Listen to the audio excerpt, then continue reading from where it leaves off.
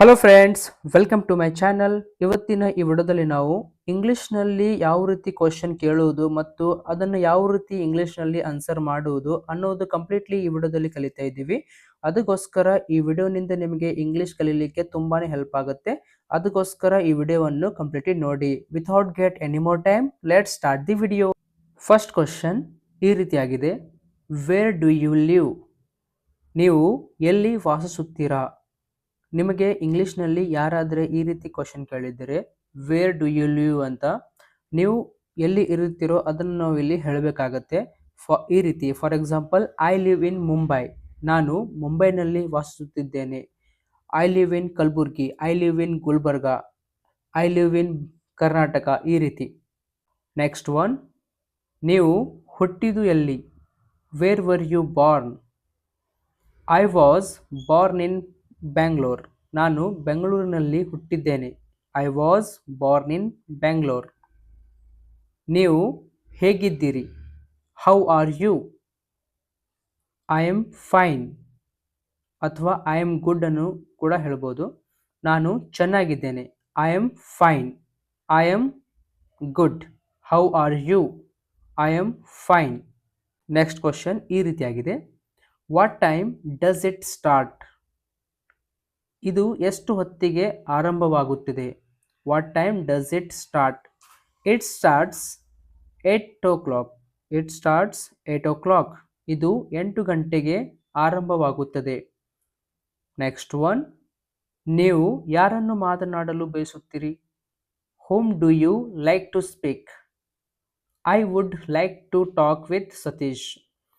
ನಾನು ಸತೀಶ್ ಅವರಿಗೆ ಮಾತನಾಡಬೇಕು ಬಯಸುತ್ತೇನೆ. ನೆಕ್ಸ್ಟ್ ಒನ್, ನೀವು ಇಂಗ್ಲಿಷ್ ಮಾತನಾಡುತ್ತೀರಾ? Do you speak English?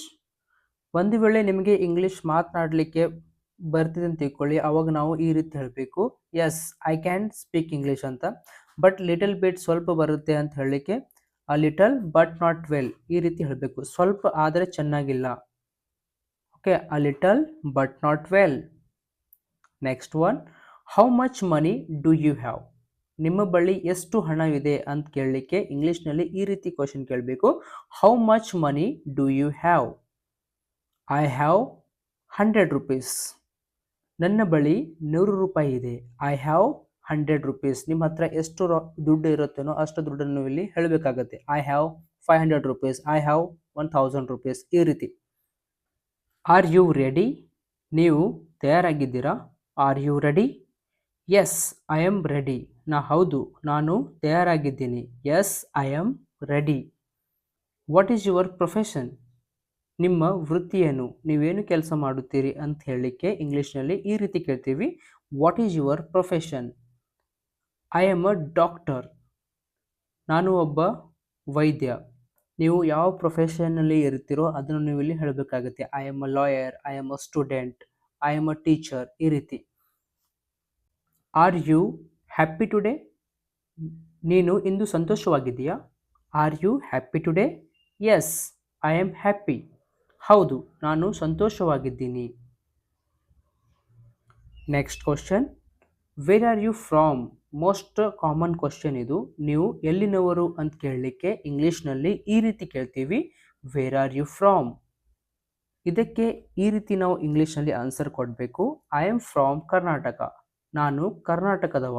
ನಾವು ಎಲ್ಲಿನವರು ಇರ್ತೀವಿ ಅದನ್ನು ನಾವು ಇಲ್ಲಿ ಹೇಳಬೇಕಾಗತ್ತೆ. I am from Karnataka, I am from Mumbai, ಈ ರೀತಿ. Next question, what is your phone number? ನಿಮ್ಮ ಫೋನ್ ನಂಬರ್ ಏನು? ನಿಮ್ಮ ಫೋನ್ ನಂಬರ್ ಏನು ಇದೆ ಅಂತ ಹೇಳಲಿಕ್ಕೆ ಇಂಗ್ಲೀಷ್ನಲ್ಲಿ ಯಾರಿಗಾದರೆ ಕ್ವಶನ್ ಕೇಳಬೇಕಾದ್ರೆ ಈ ರೀತಿ ಕ್ವಶನ್ ಕೇಳಬೇಕು. What is your phone number? Okay, my phone number is 123XYZ, ಈ ರೀತಿ ನಂಬರನ್ನು ಕೂಡ ಹೇಳಬೇಕು ನಾವು. Okay, my phone number is 123, ಈ ರೀತಿ. ನನ್ನ ಫೋನ್ ನಂಬರ್ ಈ ರೀತಿ ಇದೆ ಅಂತ ಈ ನಂಬರಿಂಗ್ ನಾವು ಎಕ್ಸಾಂಪಲ್ಗೆ ಕೊಟ್ಟಿದ್ದೀವಿ. ಓಕೆ, ಇದೇ ರೀತಿ ನಾವು ನಿಮ್ಮ ನಂಬರನ್ನು ನೀವು ಹೇಳಬೇಕಾಗತ್ತೆ. Next question, what are you doing? ನೀವು ಏನು ಮಾಡುತ್ತಿದ್ದೀರಿ? What are you doing? I am reading newspaper. I am reading newspaper. ನಾನು ಪತ್ರಿಕೆ ಓದುತ್ತಿದ್ದೇನೆ. Next question, whose mobile is this? ಇದು ಯಾರ ಮೊಬೈಲ್? ಇದು ಯಾರ ಮೊಬೈಲ್ ಇದೆ ಅಂತ ಕೇಳಲಿಕ್ಕೆ ನಾವು ಇಂಗ್ಲೀಷ್ನಲ್ಲಿ ಈ ರೀತಿ ಕ್ವಶನ್ ಕೇಳಬೇಕು. Whose mobile is this? This mobile is Rani's. ಈ ಮೊಬೈಲ್ ರಾಣಿಯದು.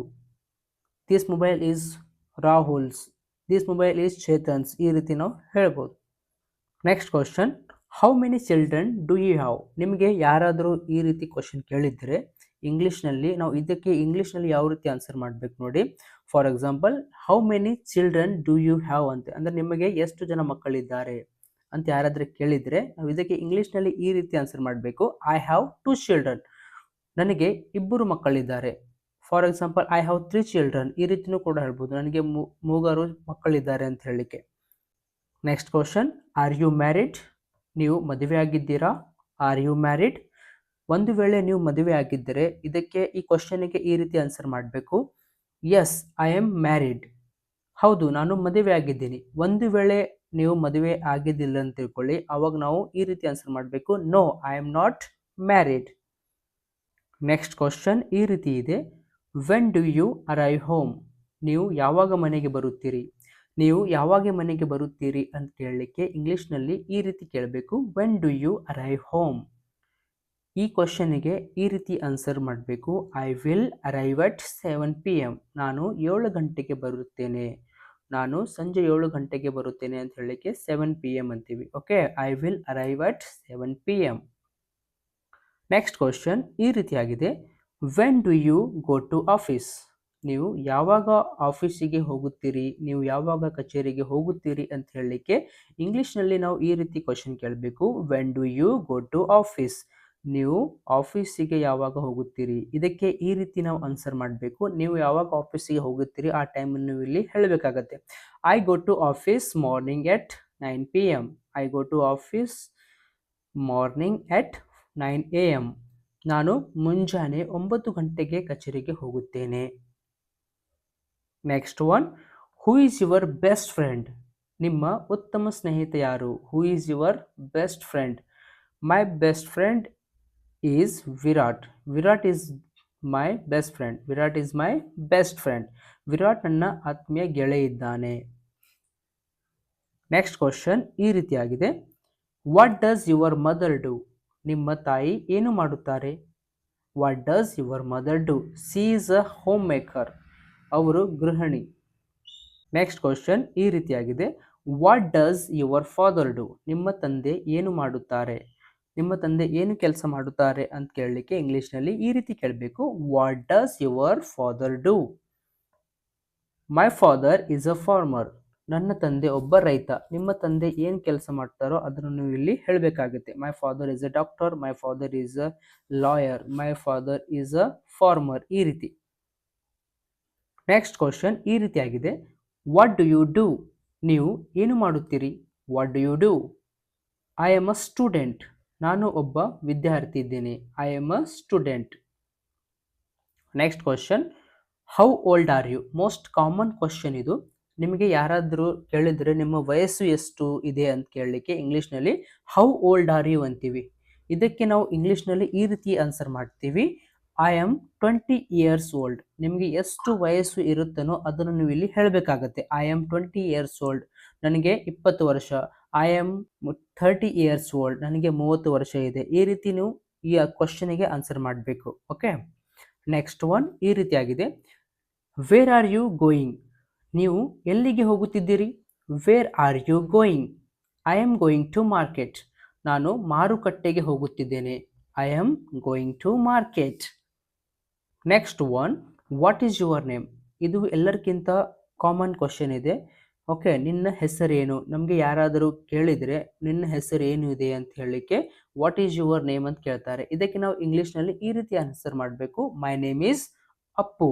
ನಿಮ್ಮ ಹೆಸರು ಏನಿದೆನೋ ಅದನ್ನು ನಾವಿಲ್ಲಿ ಹೇಳಬೇಕಾಗತ್ತೆ. ನನ್ನ ಹೆಸರು ಅಪ್ಪು ಇದೆ. Okay, my name is Appu. Hey guys, thank you for watching this video. ಈ ವಿಡಿಯೋನಿಂದ ನಿಮಗೆ ಇಂಗ್ಲೀಷ್ ಕಲಿಯಲಿಕ್ಕೆ ತುಂಬಾ ಹೆಲ್ಪ್ ಆಗಿದೆ ಅನ್ಕೊತೀನಿ. ಈ ವಿಡಿಯೋನಿಂದ ನಿಮಗೆ ಇಂಗ್ಲೀಷ್ ಕಲಿಯಲಿಕ್ಕೆ ಸಹಾಯವಾಗಿದ್ದರೆ ನಿಮ್ಮ ಫ್ಯಾಮಿಲಿ ಫ್ರೆಂಡ್ ಜೊತೆ ಈ ವಿಡಿಯೋವನ್ನು ಹೆಚ್ಚು ಶೇರ್ ಮಾಡಿ. ನೀವು ನಮ್ಮ ಚಾನೆಲ್ ಮೇಲೆ ಫಸ್ಟ್ ಟೈಮ್ ವಿಸಿಟ್ ಮಾಡಿದರೆ ನಮ್ಮ ಚಾನಲನ್ನು ಸಬ್ಸ್ಕ್ರೈಬ್ ಮಾಡ್ಕೊಳ್ಳಿ. ಇದೇ ತರಹದ ವಿಡಿಯೋ ನಿಮಗೆ ಈ ಚಾನೆಲ್ ಮೇಲೆ ಸಿಗ್ತಾ ಇರುತ್ತೆ. Thank you.